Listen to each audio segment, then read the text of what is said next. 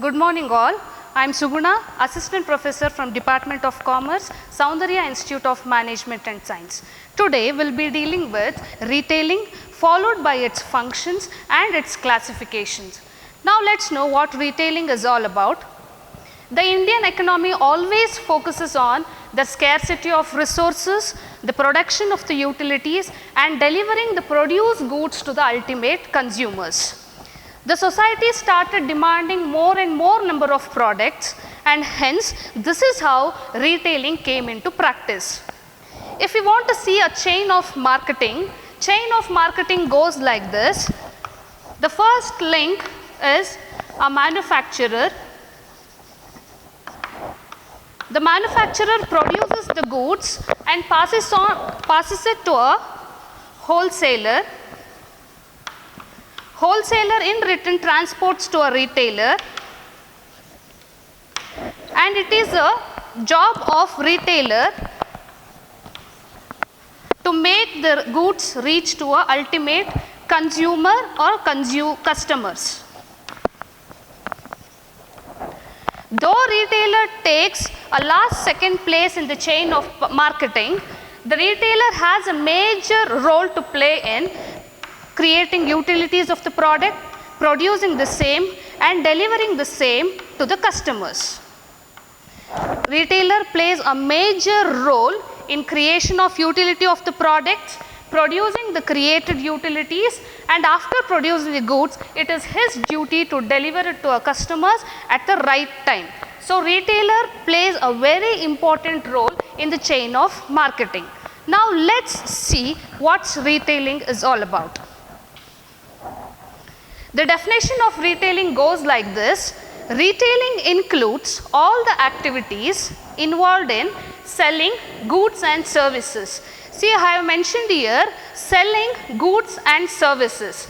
Goods is a merchandise which has a physical existence, and service is something which is intangible where we can only feel it but does not have any physical existence. So retailers deal with both goods and services, and he also checks that it is reached to a final customers or a consumers. And customers once buy the product, it might be for their personal use or a non-business use. Personal is if a person consumes a product for himself, that is for his personal use. If we say it's for a non-business use, he is not reselling it to someone. If he resells to someone, he doesn't become a consumer. He has to gift it to someone. Either a customer has to use a product for himself, that is consume for himself, or he has to give or gift a product to someone else, and that is called a non-business use. Retailing includes all the activities, and all the activities goes like this. All the activities here is the functions of retailing. The first function of retailing is understanding the needs of customers. See, if you want to see a first point, the success of any business depends upon understanding the need of customer. Any retailer should know a reason for his customer to buy a product from him, and why not from his competitor. So every retailer should analyze the reason, and he has to encash the reason, where we will term it as USP in retailing. The term USP is unique selling proposition. Unique selling proposition is a strategy a retailer frames after analyzing or getting to know the reason why the customers is preferring his store, not his competitor's store.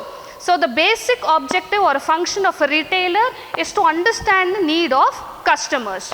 And coming up to a second point, it goes buying and assembling. As I said you, retailer is the third link in the chain of marketing. The duty or a function of retailer is to buy a good from a wholesaler. Before buying goods from the wholesaler, a retailer has to ensure that he is searching for a proper wholesaler, proper source, where a retailer is not compromising with the quality, and at the same time a goods has to be economical in price. He has to concentrate two things while buying a goods. That is, one thing is the goods has to be economical, and a retailer is not compromising in the quality. And next is assembling. As you know, wholesalers send the products in bulk, and after buying it, a duty of the retailer to assemble it accordingly to the variants of the products. All the products cannot be assembled in the same way. When it comes to a perishable products and when it comes to a non-perishable products, it has to be assembled accordingly. And next function is breaking the bulk. Wholesalers usually send the products to a retailer in bulk or in a big cartons just to reduce a transportation cost. And after receiving the goods in bulk, it is a duty of retailer to break the bulk into a convenient smaller portion while selling it to a customer. And next function is warehousing or storing.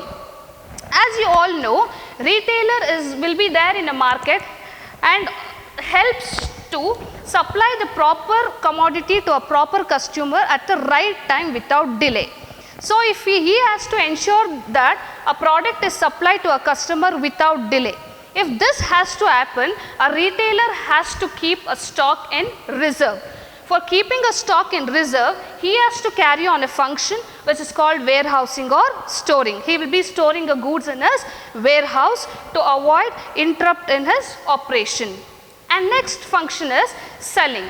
The ultimate objective of any retailer is selling a product to his customers. A retailer might sell the product through cash basis or sometimes a credit basis, but his ultimate goal or objective is selling the product to a right customer at the right time.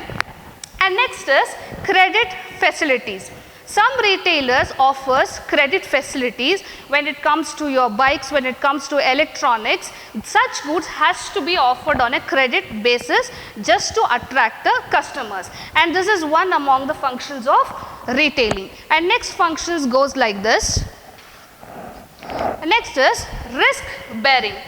Apart from the previous function we discussed, the retailer also has a function of risk bearing.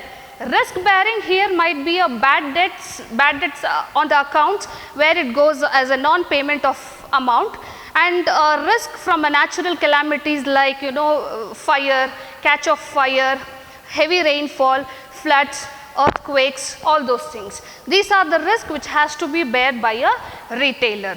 After bearing all such risk, he has to work on his operations and a profit too. And next is grading and packing. Most of the products sent by a wholesaler and most of the times left ungraded. So these ungraded products is supplied to a retailer, and hence it is a function of retailer to grade the products accordingly, grade 1, grade 2 and grade 3 according to the quality. After grading it, he has to pack it in a convenient way to supply it to a customer or sell it to a customer. And next, a very important function is collection and supply of marketing information.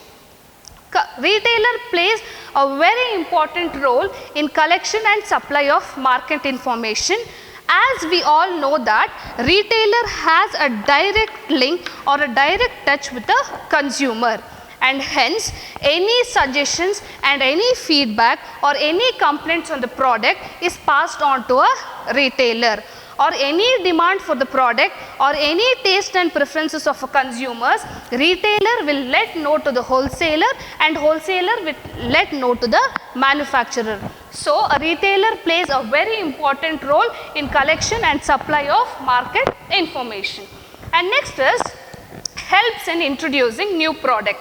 As we already discussed, retailer has a direct contact with consumers, and hence the retailer helps in new products where a retailer better explains than executives from the producer. He explains better to a consumer about the utilities of a product, characteristics and features of a product. And next is window display and advertising. Window display and advertising plays the ultimate role in promotion of any new product entered into a market. Here, retailer displays a newly entered product in his showcase, where a consumer takes a look on a window or a showcase when visited the shop, and this plays an ultimate role in promoting the product than any other well paid advertising or any other design or a form of promotion. So, these are the functions of retailing. Followed by this, we have a classification of retailing. Classification of retailing goes like this. As we have discussed earlier, retailing might be of two types. It might be with a physical appearance, or it might be through online. It might be through offline, or it might be through online. There are two types of retailing. First one is store based, and next one is non-store based. Store based retailing is retailing which has a physical existence. Physical existence is where we are operating our business in a store, and it goes like this. When it comes to store based retailing is again subdivided into two, which is ownership based and a merchandise based. Merchandise here is a goods. Merchandise means goods. Ownership based retailing follows like this. First one is independent retailers. Independent retailers is a ownership where there is a single ownership, that is a solo ownership. These independent store is also termed as mom or pop store in retailing. Mom or pop store retailing is termed because this is a business passed by the ancestors. Say for example, it might be a restaurant, it might be a provision store, or it might be a auto garage. There is a single owner, and these retailers operate in a local locality where they cater to serve a very small portion of the society.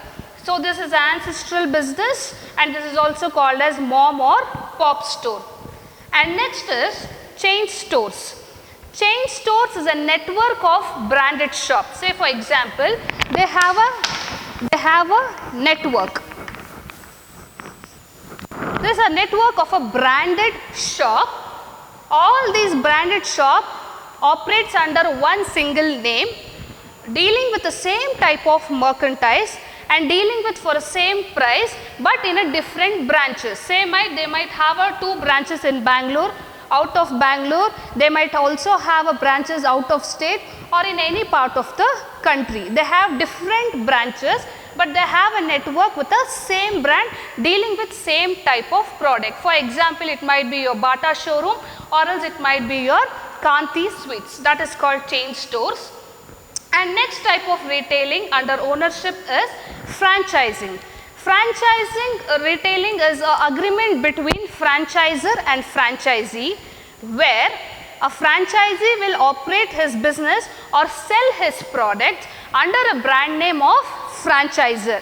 Say for example, I will take a brand name of Domino's and I will sell pizzas in my shop, wherein I will have to pay some fee or remuneration to a Domino's. I am taking a brand name or a logo name or a copyright for in written for a fee or remuneration. So, franchisee is an agreement between franchisor or a franchisee to carry on a business under a well established brand name in written for a fee or remuneration. And next comes a cooperative stores. A cooperative stores is usually formed by its member customer. To put it in a simple form, it is a business or a retailing operation formed by a unsatisfied customer. Say in a local community we have somewhere around 100 members. For these 100 members, we doesn't have any service of good hotel. Any hotel we go, we are dissatisfied either with service, either with taste, or either with the hygiene prevailing there. So, all the customers or all the residents in the area are dissatisfied with the hotels in a locality. So, all these dissatisfied customers come up together and start a new hotel to serve or to sell the products for an economic price and making profit out of it. And this is called a cooperative store. Cooperative store is usually formed by a dissatisfied customer to serve economy with reasonable prices together with making profit. And next we will see about merchandise retailing. Merchandise, as I said you, it is related to goods. Under mercantile, we have first one is convenience stores. As the name indicates, it is convenience stores, and this stores deals with the convenient products. Convenient product is the products which we use every day regularly. That is, it might be a toothpaste, it might be milk, it might be a toothbrush, it might be curd, rice or any other provisions we use every day. It might be newspapers we use every day, and these are the convenient products which is dealt by a convenience stores. Convenience stores usually cater to a locality, to a small section of society. They have a very less stock in their stores, and these convenience stores operate for a long hours, as name mentions, for the convenience of the customers. These stores work for a longer hours for the convenience of customers. And next comes to a supermarket. Supermarket is quite a step ahead, one step ahead than the convenience store, where it deals with both convenient products and also the other necessities. Convenient products are different and necessities are different. Supermarket deals with both convenient products and necessity. Here there will be products will be of less cost, followed with less margin but higher volume, that is variety of products. Here there will be a self-service where the products will be arranged in a rack. You will have to go through and opt for a product, and finally the products are built and you can carry it home. This is how the supermarkets operate. Supermarkets again operates in a locality but with variety of products when compared to a convenience stores. And next is hypermarket. Hypermarket is a combination, that the products dealt in a hypermarket is a combination of supermarkets and specialty stores. It deals with more number of products than a supermarket, sorry, not specialty stores, a departmental stores. It deals with the products more than supermarkets and the departmental stores. And next is, it's a specialty store. Specialty store is a store where it deals with only one single product, and in one single product it will go in depth. Say for example, jewelry. If a store is dealing only with jewelry, such a store is called specialty store, and the products dealt in the specialty store is of huge cost but is at a best service, and experts will guide you with the utilities of the product. And this is how specialty stores nature goes on. Specialty stores deals with one single product, but in depth it will deal, that is variance in one single product, gives the rates will be that is the price will be very high, it gives good service and a guidance too. And next is departmental stores. As I said you, or name mentions, a departmental stores offers huge variety of products to its customers, but it will be segregated accordingly, like it as per the department. Say medicine department, groceries department, packed food products, then furniture, then cutleries, then kitchen products. It will segregate the products into department wise and deals, and it operates in a bigger scale. Departmental store is termed in retailing as one spot shopping, where because it deals with all the 100% product prevailing in the market, where you no need to go for a search of product, all the products is available under one single roof. And next is factory outlets. Factory outlets is a shop with a physical existence in a premises of a manufacturing sector, that is outside the factory. Factory outlets usually deal with the products which is produce excess in number, and this is the products factory outlet deals with. So following to that, we have a catalog showroom. Catalog showroom has a product where the product are displayed and number of example. For a demo piece, product will be displayed. Based after taking a look in a catalog showroom, we will have to place a order by taking a number displayed on a demo piece, and the products will be delivered accordingly.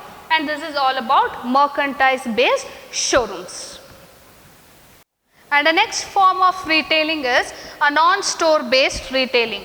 Non-store based retailing is a retailing where a retailer operates through business through online with a various apps or websites. It is again subdivided, it flows like this. It's a direct sales under non-store based retailing. The first one goes like this. It's a direct sales. Direct sales here is, it's not a retailer going to door and interacting with the customer. It's meeting customer online to explain the utility of the product. After explaining the utility of the product, if a customer is interested with the product, customer will place an order and a retailer delivers the product accordingly. This is called direct sales. And next is email orders. You will have to give a publicity or you will have to advertise your products online. After taking a view on the advertisement, if a customer is interested in the product, he places an order through an email and you will have to deliver the products accordingly. And again, this is a postal orders which happens in a same way. And next is telemarketing. Sometimes the product features or utilities has to be explained over a telephone, and this is called telemarketing. A customer listens to your explanation. Over a telephone, and this is how telemarketing works. If a customer is interested, again he places the order over a telephone and you will have to deliver the products to his or a customer's address. And next is automated vending. Automated vending here is a machine where you will have to insert a currencies in the machine. There will be a currency validator, that is software which validates the currency you have inserted. It will checks the currency and it will delivers the product accordingly what you will opted for. And especially the automated vending deals with snacks, cool drinks and a packed food products. This is not even offline or online. It is a machine where it has a currency validator. You will have to insert a currency. The software validates the currency what you have inserted and delivers the product accordingly what you have opted for. And next is a service based. A service based retailing, you have a various services where you can just feel it or experience it, but you cannot touch it. For example, banks will provide you a service, and next is car rentals will provide you service by giving a rented cars, and next is service contracts. It might be education industry, it might be a saloon, or it might be a beauty parlors. All this comes under a service based retailing. This is all about classification or types of retailing. Thank you.